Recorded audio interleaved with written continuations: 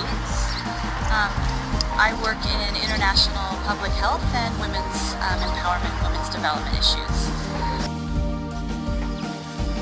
Hi, my name is Susan Coleman. I'm an American and I live in Egypt, and I work in the field of international development. I'm friends with Dr. Chiraya Thakur and Mr. Sandeep Bora.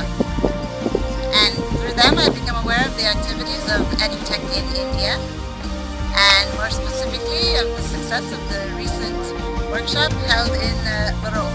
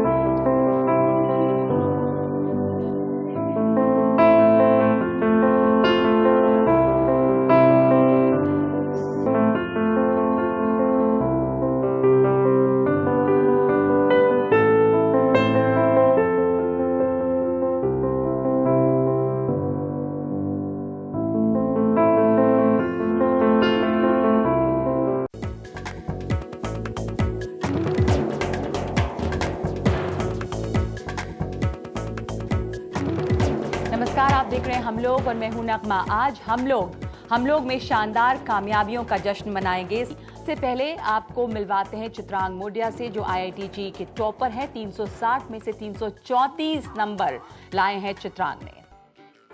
पढ़ाई तो करनी पड़ती है, दिन में 14-15 घंटे पढ़ाई को देता था। और वाली तमाम लोगों से कहेंगे इतनी बड़ी कामयाबी जो हासिल की है चित्रांग ने, जो टॉपर हैं ऑल इंडिया PMT के, उनसे मिलवाते हैं तेजस्विन झा। देखिए एक झलक तेजस्विन की।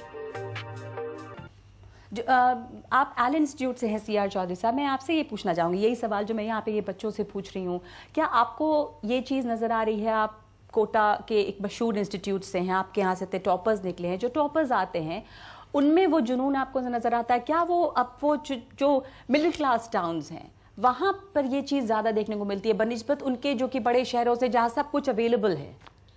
मैम, इसका आंसर मैं ये दूंगा कि जनरली हम देखते हैं हमारे पास जो स्टूडेंट्स आते हैं कोटा आइलैंड में पढ़ने के लिए, वो मिडल और लो मिडल फैमिली से आते हैं। एक्चुअल में उनका एक टारगेट ओरिएंटेड होता है। जनरली जो वेल डू होंगे उनके पास टारगेट उतना ओरिएंटेड नहीं होंगे, उनके पास कुछ और करने का ऑप्शंस होंगे, और इन बच्चों के पास सिंगल ऑप्शन होता है कि मुझे यही करना है। सेकंड थॉट ये आता है कि वो करने के लिए उसके पेरेंट्स भी उतने ही ज़्यादा उसको एक तरह से गाइड करते हैं कि बेटा ये टारगेट, आप इस पर आगे बढ़ो। और तीसरी बात, सबसे अच्छी बात यह है कि आइलैंड में आने के बाद में, मैं कहूँगा कोटा में आने के बाद में, इन बच्चों के पास केवल और केवल एक ही काम होता है कि जो टारगेट हम लेके आए हैं उसको जुनून में कन्वर्ट करके रात दिन उसकी पढ़ाई पूरी करें।